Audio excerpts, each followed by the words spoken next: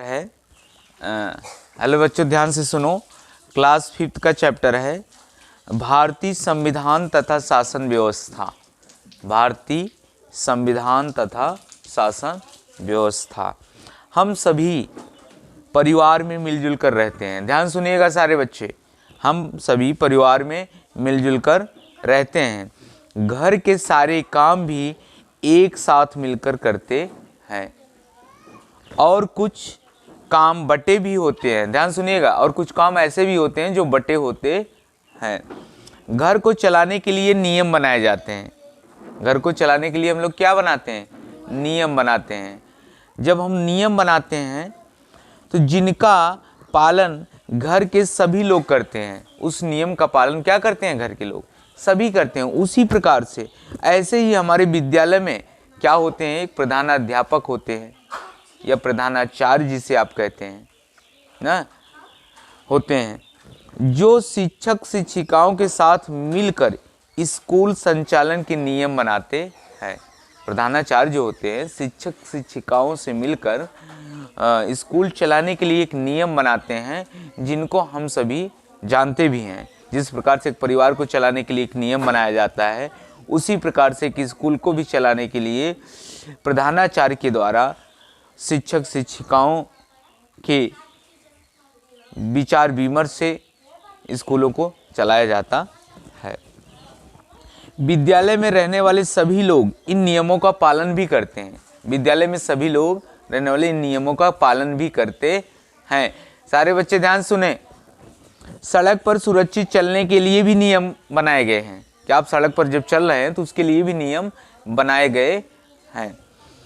घर तथा विद्यालय की तरह देश के काम काज को चलाने के लिए बहुत सारे नियम बनाए गए हैं।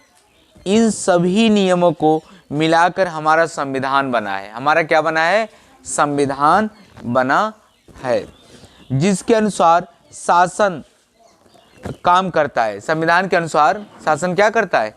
काम करता है। अतः संविधान को बनाने के लिए सभा बनी, जिसे संविधान सभा कहते हैं। जिसे हम क्या कहते हैं? संविधान सभा। संविधान सभा।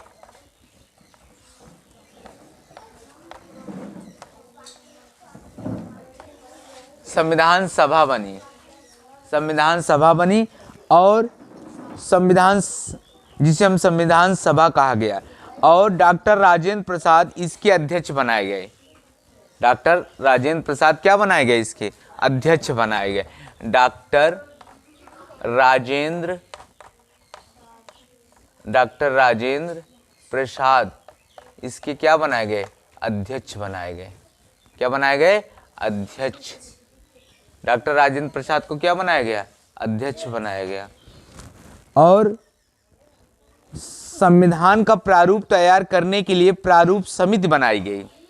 संविधान को तैयार करने के लिए क्या बनाई गई? संविधान को बनाने के लिए एक प्रारूप समिति बनाई गई। उस प्रारूप समिति के अध्यक्ष किससे बनाया गया? डॉक्टर भीमराव अंबेडकर जी को। डॉक्टर भीमराव अंबेडकर जी को।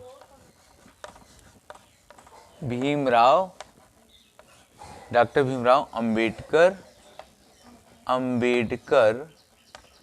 जी। डॉक्टर भीमराव अंबेडकर को क्या बनाया गया? प्रारूप समिति के अध्यक्ष बनाया गया। क्या बनाया गया? प्रारूप समिति के अध्यक्ष। और डॉक्टर राजेंद्र प्रसाद को संविधान सभा का अध्यक्ष बनाएगा। और एक बात याद रखिएगा, कुछ दिनों के लिए अस्थायी अध्यक्ष जो थे डॉक्टर सच्चिदानंद थे। कौन थे? डॉक्टर सच्चिदानंद थे। लेकिन अस्थायी रूप से डॉक्टर राजेंद्र प्रसाद को उस संविधान सभा का अध्यक्ष चुन लिया गया। बाद में जब प्रारूप समिति बनी तो प्रारूप समिति के अध्यक्ष जो थे डॉक्टर बाबा भीमराव अंबेडकर जी थे। और जब संविधान, इसमें एक नियम लिखा भी गया है, संविधान बनकर तैयार कितने दिन में हुआ? 2 वर्ष 11 महीना 18 दिन। 2 वर्ष 11 माह कह सकते हैं, 11 माह 18 दिन में ये संविधान बनकर तैयार भी हो गया। कितने दिन में? 2 वर्ष 11 माह 18 दिन में। ध्यान से सुनिए बेटा, 2 वर्ष 11 माह 18 दिन में संविधान बनकर तैयार भी हो गया। और संविधान बनकर तैयार कब हुआ? 26 नवंबर 1949 को। 26 नवंबर 1949 को संविधान बनकर तैयार हो गया। और लागू कब किया गया? लागू किया गया 26 जनवरी 1950 को संविधान क्या किया गया? लागू किया गया। यानी संविधान बनकर तैयार कब हुआ? 26 नवंबर 1949 को, और लागू कब कर दिया गया? 26 जनवरी 1950 को। ठीक, समझ में आया इतना? ठीक।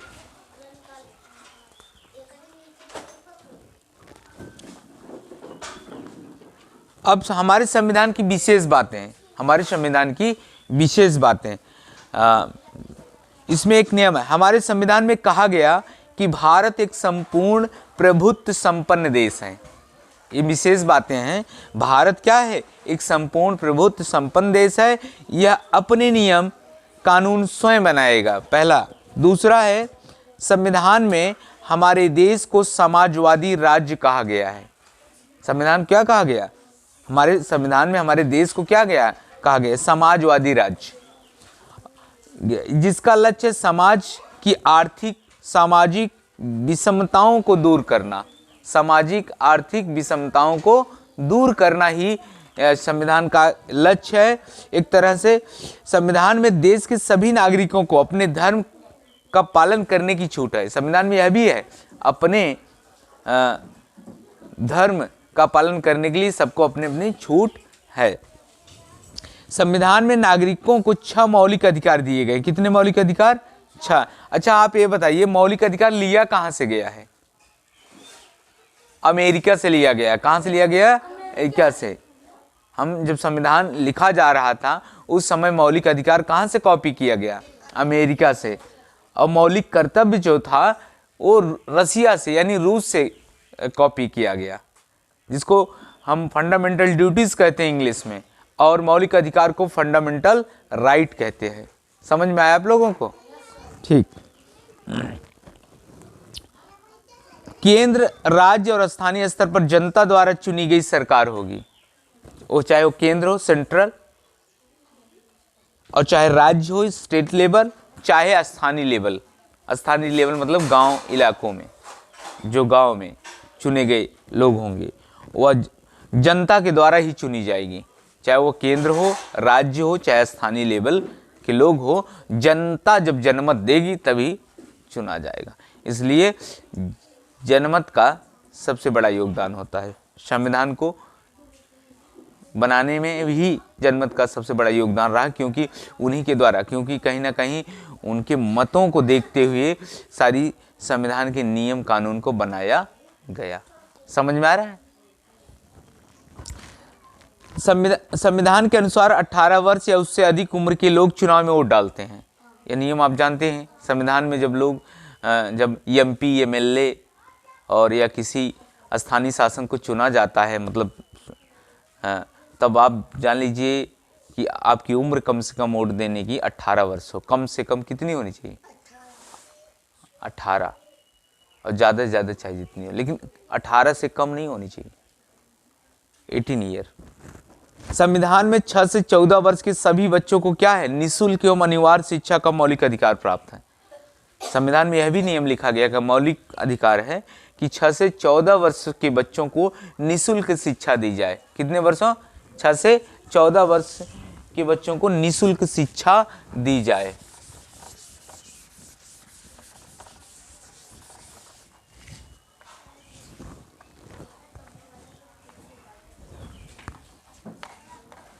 छह से 14 वर्ष को निःशुल्क शिक्षा दी जाए। निःशुल्क शिक्षा दी जाए। ये संविधान में इंगीकृत है। ये संविधान में क्या है? इंगीकृत है। समझ में आ रहा है कि नहीं? 6 से 14 वर्ष के बच्चों को निःशुल्क शिक्षा दी जाए, संविधान में मौलिक अधिकार में ये बात रखी गई है। अब हम लोग समझेंगे हमारा संघीय शासन। हमारा संघीय शासन कैसा है? हमारा देश 28 राज्यों तथा 8 केंद्र शासित प्रदेश क्षेत्रों का एक संघ है। यानी 28 राज्य 28 राज्य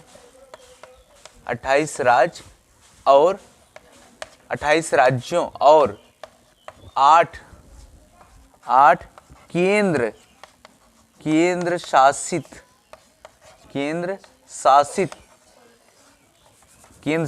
प्रदेशों का एक संघ है। आपको पता होना चाहिए हमारे भारत में 29 राज्य थे, लेकिन इस समय वर्तमान में 28 राज्य हैं और 8 केंद्र शासित प्रदेश हैं। कैसे? क्योंकि 5 अगस्त 2019 को जम्मू कश्मीर को अलग कर दिया गया। राज्य का दर्जा हटाकर उसे किसमें कर दिया गया? केंद्र शासित प्रदेश में कर दिया गया। यानी तब एक घट गया। इस समय कितना है वर्तमान में? 28 राज्य 8 केंद्र शासित प्रदेश है। यानी 28 राज्यों और 8 केंद्र शासित प्रदेशों का एक संघ है भारत। इसमें केंद्र और राज्य दोनों स्तर पर संसदीय शासन है। पूरे देश का शासन चलाने के लिए केंद्र स्तर पर केंद्रीय सरकार और राज्यों में राज्य सरकारें होती है। जैसे केंद्रीय सरकार के 3 अंग होते हैं। केंद्र सरकार के कितने अंग होते हैं? 3 अंग होते हैं। अब ये 3 अंग कौन कौन से हैं? ध्यान दीजिएगा सारे बच्चे। ये 3 अंग कौन कौन से हैं? जरा उठो। ये पहला है व्यवस्थापिका। क्या है? व्यवस्थापिका पहला, जो कि क्या करता है? कानून का निर्माण करता है। क्या करता है? कानून का निर्माण करता है। व्यवस्थापिका क्या करता है? कानून का निर्माण करता है। दूसरा है बेटा कार्यपालिका। क्या है? कार्यपालिका। एक कार्यपालिका करता क्या है? कार्यपालिका कानून को लागू करने का काम करता है। कानून को लागू करना। कानून क्या करना? लागू करना, इसका काम है। यानी कानून को क्या करना? लागू करना। इसका काम क्या है? व्यवस्थापिका का कानून का निर्माण करना। और कार्यपालिका का काम क्या है? कानून को लागू करना। तीसरा है न्यायपालिका। तीसरा है क्या? न्यायपालिका। न्यायपालिका का काम क्या है? कानून के अनुसार न्याय करना। कानून के अनुसार क्या करना? न्याय करना। कानून के अनुसार न्याय करना।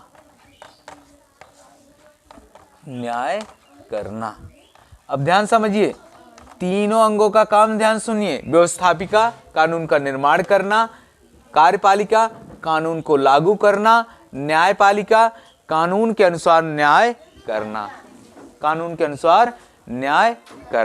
ठीक समझ में आ गया? व्यवस्थापिका, कार्यपालिका, न्यायपालिका।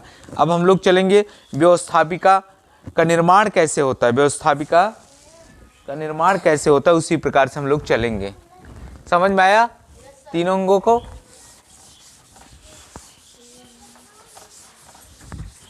जैसे देखिए, व्यवस्थापिका कानून का निर्माण करता है। हमें पता है व्यवस्थापिका क्या करती है?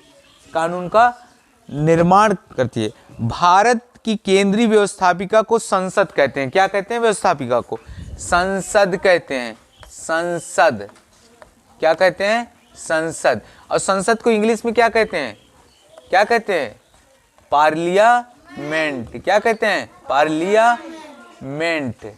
पार्लियामेंट मतलब संसद। और संसद में कौन कौन सी बातें मुख्य रूप से दिया? राष्ट्रपति, लोकसभा और राज्यसभा से मिलकर क्या बनता है? संसद। राष्ट्रपति, लोकसभा, राज्यसभा से मिलकर क्या बनता है? संसद बनता है। हम लोग देखेंगे, जैसे देखो राष्ट्रपति,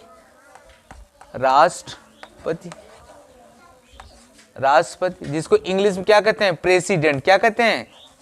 प्रेसिडेंट। बच्चों ध्यान दो, प्रेसिडेंट। फिर उसके बाद लोकसभा, लोकसभा को क्या कहते हैं? Lower house. क्या कहते हैं? Lower house. और इसको एक भाषा में और क्या कहा जाता है? निम्न सदन। क्या कहा जाता है? निम्न सदन। और राज्यसभा को अपर हाउस कहा जाता है। क्या कहा जाता है? अपर हाउस कहा जाता है। और इसको एक भाषा में और कहते हैं उच्च सदन कहते हैं। क्या कहते हैं? उच्च सदन। ध्यान सुनिए, एक बात विशेष कर ध्यान सुनिए, राष्ट्रपति का चुनाव लड़ने के लिए कम से कम आपकी उम्र कितनी होनी चाहिए? 35 वर्ष। कितनी वर्ष? 35 वर्ष होनी चाहिए। और लोकसभा चुनाव लड़ने के लिए कम से कम आपकी उम्र कितनी होनी चाहिए? नहीं, 25 वर्ष, 25 ईयर्स। कितना? 25 वर्ष। लोकसभा चुनाव लड़ने के लिए कम से कम आपकी उम्र कितनी होनी चाहिए? 25 वर्ष। और राज्यसभा चुनाव लड़ने के लिए कम से कम आपकी उम्र 30 वर्ष, यानी 30 ईयर्स। ठीक, इधर ध्यान दो सारे बच्चे। यानी राष्ट्रपति का चुनाव लड़ने के लिए कम से कम आपकी उम्र कितनी होनी चाहिए? 35 वर्ष, यानी 35 ईयर्स। और लोकसभा का चुनाव लड़ने के लिए कम से कम आपकी उम्र होनी चाहिए 25 ईयर। और राज्यसभा चुनाव लड़ने के लिए कम से कम आपकी उम्र होनी चाहिए 30 ईयर्स, यानी 30 वर्ष। समझ में आया? और राष्ट्रपति को इंग्लिश में क्या कहते हैं? प्रेसिडेंट। लोकसभा को क्या कहते हैं? Lower house. और राज्यसभा को क्या कहते हैं? Upper house. और एक बात ध्यान दें, ये 5 वर्ष के लिए चुने जाते हैं। कितने वर्ष के लिए? 5 वर्ष के लिए राष्ट्रपति चुने जाते हैं। कितने वर्ष के लिए? 5 वर्ष के लिए। और लोकसभा भी 5 वर्ष के लिए जो एमपी होते हैं, एमपी माने member of parliament, member of parliament, जो संसद के सदस्य होता है, उसका कार्यकाल कितने वर्ष का होता है? 5 वर्ष के लिए। कितने? 5 वर्ष के लिए। और राज्यसभा का कार्यकाल कितने वर्ष के लिए होता है? 6 वर्ष के लिए। कितने वर्ष के लिए?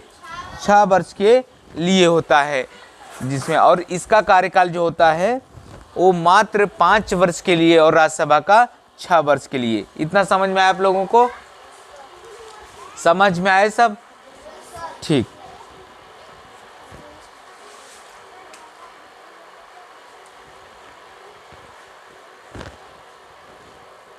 इतना आप लोग कंप्लीट कर लीजिए, फिर दोबारा हम इसको पढ़ा देंगे। ठीक है?